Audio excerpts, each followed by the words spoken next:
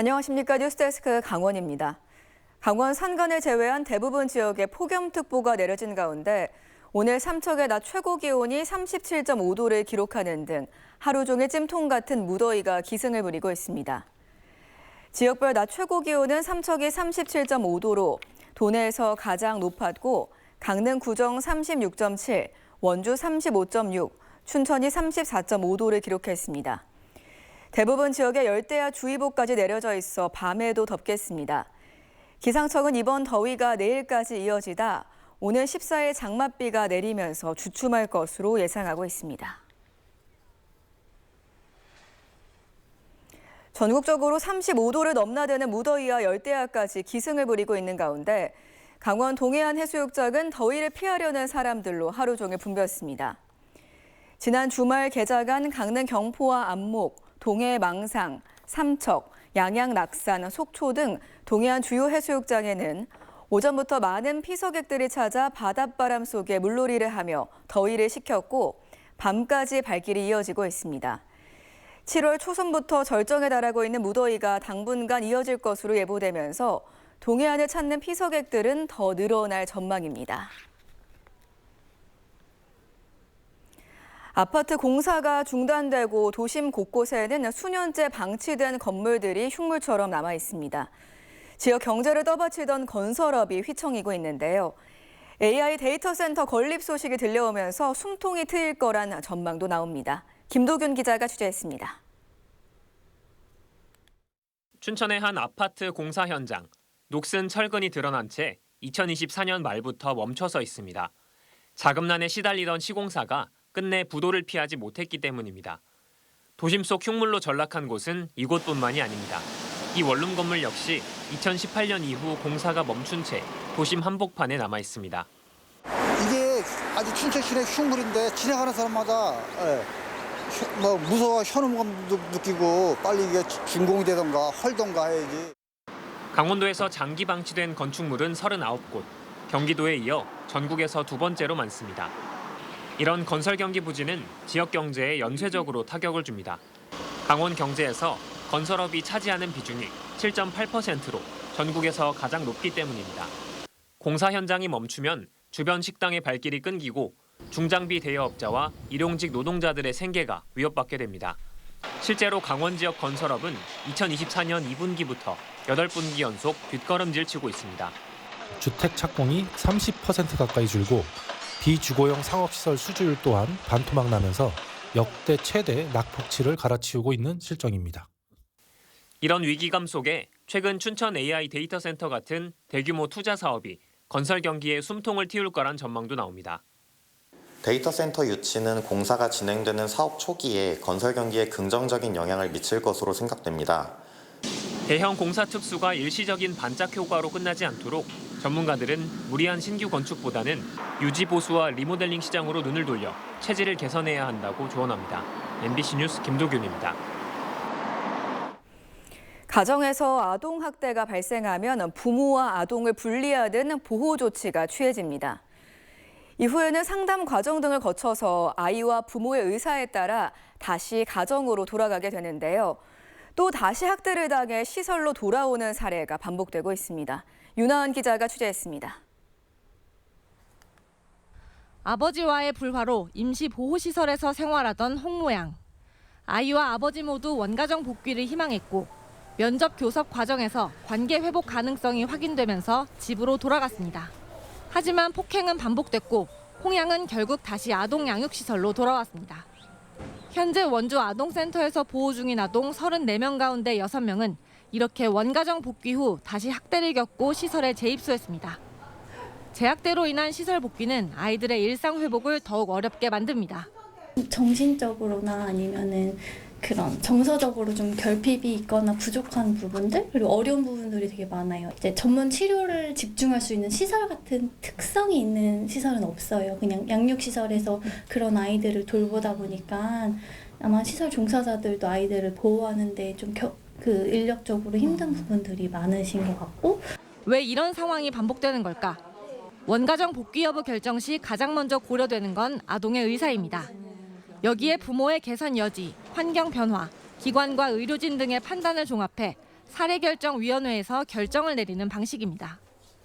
전문가들은 일부 사례에서 부모의 개선 의지와 약속이 실제 양육행동 변화로 이어졌는지 충분히 검증하지 못했다고 분석했습니다.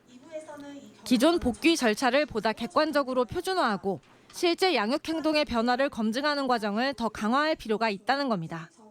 주관적 판단이 아닌 객관적인 체크리스트를 기반으로 보호자 변화를 평가하고 하나라도 미충족할 때는 사례회의를 재검토하는 방안도 제시됐습니다.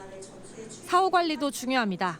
가정뿐 아니라 학교와 지역사회까지 함께 살피는 관리 체계를 복귀 결정 시점부터 마련하고 사후 관리 기간도 기존 12개월에서 15개월로 확대해야 한다는 제안도 나왔습니다.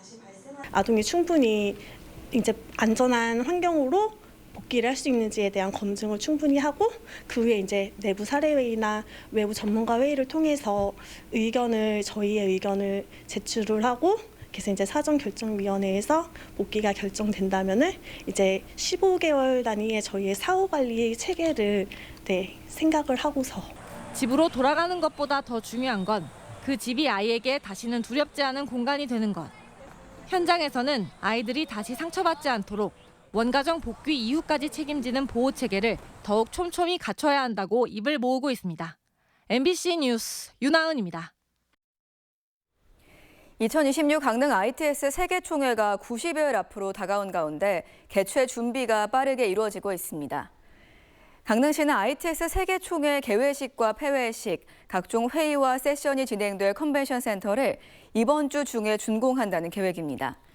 또 강원도도 모두 5억여 원을 들여 ITS 세계총회 기간 전시와 각종 시연이 진행될 스피드 스케이팅 경기장과 문화 행사와 공연이 열릴 하키센터에 대한 보수 공사를 내일부터 시작합니다. 강릉시는 총회 기간 마련되는 각종 첨단 기술 전시와 시연, 드론쇼, 아이스쇼 등을 시민들에게 무료 개방하기로 하고 대회 준비에 만전을 기한다는 방침입니다. 원주 DB 프로미 농구단과 지역 봉사단체들이 집수리 봉사활동에 나섰습니다. 선수단과 DB 프로미 봉사자들은 무더운 날씨에도 지역 내 취약 가구를 찾아 도배와 장판 교체, 청소 등의 봉사활동을 진행했습니다. 어제 발대식을 갖고 첫 활동에 나선 봉사단은 올해 15가정을 찾아 집수리 봉사활동을 펼칠 예정입니다. DB 프로미는 2011년부터 매년 연고지 주민들을 찾아 주거 환경 개선 봉사와 연탄 등 다양한 물품을 나누는 활동을 이어오고 있습니다. 강원 대부분 지역에 폭염특보가 이어지는 가운데 춘천시가 폭염 대응을 강화하고 있습니다. 춘천시는 무더위 쉼터 240여 곳을 운영하고 쿨링 포그와 클린로드를 가동하는 한편 독거노인 등 건강 취약계층의 안부를 확인하고 저소득 240여 가구의 냉방용품을 지원하고 있습니다. 또 세계 태권도 문화축제가 열리는 송암 스포츠타운에 휴게 공간을 마련하고 안전관리 인력을 배치하는 등 폭염 피해 예방에 나서고 있습니다. 평창군이 내년에 외국인 계절 노동자 고용을 희망하는 농가들의 신청을 받습니다. 참여를 희망하는 농민이나 영농법인은 다음 달 14일까지 각 읍면 사무소에서 신청할 수 있습니다. 경작 면적과 재배 작물 등을 기준으로 최대 9명까지 신청 가능합니다. 참여 농가는 노동자에게 적정한 숙소를 제공하고 최저임금 보장, 근로시간 준수 등의 의무사항을 반드시 지켜야 합니다. 평창군은 라오스와 업무협약을 맺고 농가의 인력을 지원하고 있는데 올해는 1,200명이 입국해 일하고 있습니다. 석탄산업 전환 지역인 삼척시 도계읍의 관광 활성화를 위해 삼척관광문화재단과 하이원 추추파크가 상호 협력하기로 약속했습니다.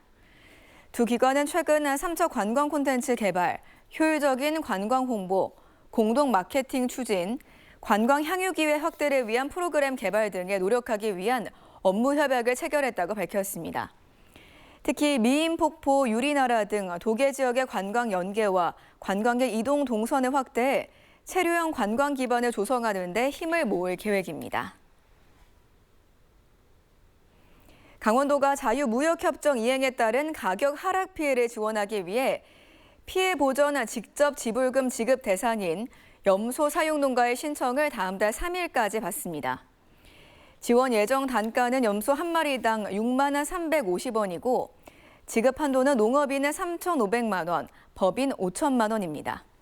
최종 지급 단가는 오는 10월 확정됩니다. 신청은 지급 대상 자격을 증명하는 서류와 신청서를 관할 시군이나 읍면동 행정복지센터에 제출하면 되고 서면 현장 조사를 거쳐 올해 안에 지급될 예정입니다. 평창군이 주민 주도의 도시재생 공모를 통해 3개 사업을 선정했습니다. 서면과 면접 심사, 보조금 심의 등을 거쳐 대화면 도시재생 주민협의회와 행복진부 도시재생 주민협의체의 로컬 브랜드 굿즈 개발 사업, 대화면 전통시장 상인 내의 전통시장 문화행사 사업이 선정됐습니다. 주민들이 직접 지역의 문제를 해결하고 주민자치, 공동체 활성화를 위해 추진된 사업으로 평창군은 지역 공동체에 새로운 활력을 불어넣을 것으로 기대하고 있습니다. 강릉 오죽헌이 오는 18일부터 다음 달 22일까지 매주 금요일과 토요일 야간 개장합니다. 개장 시간은 저녁 6시부터 8시 30분까지로 오후 5시 이후에는 무료로 입장해 문성사와 몽룡실, 사랑채와 안채 등 야외 문화유산을 둘러볼 수 있습니다. 야간 개장일 저녁 7시부터는 야외 공연장에서 상설 공연도 열립니다. 다만 다음 달 21일 하루는 운영하지 않습니다. 교육부가 반도체, 인공지능, 데이터 센터 등 3대 메가 프로젝트 관련 인재 양성을 위해 지역 대학 학생 정원 유연화에 나섭니다. 지역 대학이 이 기업과의 협약에 따라 필요 인력만큼 정원외로 학생을 모집할 수 있게 하고 인재 양성 신속 트랙제로 전과와 편입학을 활용해 2년 내 인재를 양성하도록 지원한다는 계획입니다. 교육부는 연말까지 대학 의견을 수렴해 관련 법령 개정을 추진할 계획입니다.